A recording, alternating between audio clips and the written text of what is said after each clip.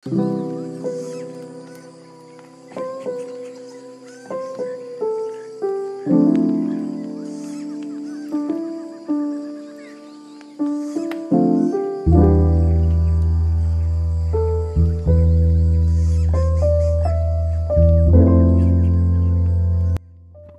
12টা বেজে গেল, এখনো কার কোনো খবর নেই।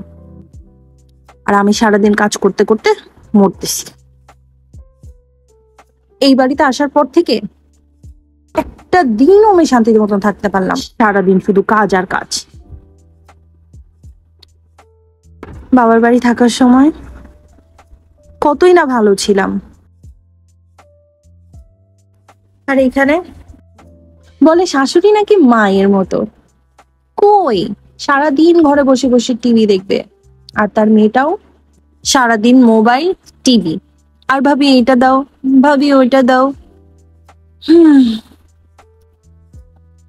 বিয়ে করে জীবনটা শেষ হয়ে গেল।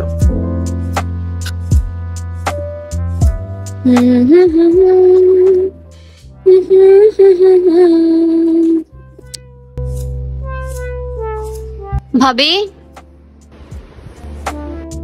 নিশ্চয় আমার আর আমার মার নামে কিছু চিন্তা করতেছে, ভাইয়ের কাছে কিছু বলার জন্য। দেখি।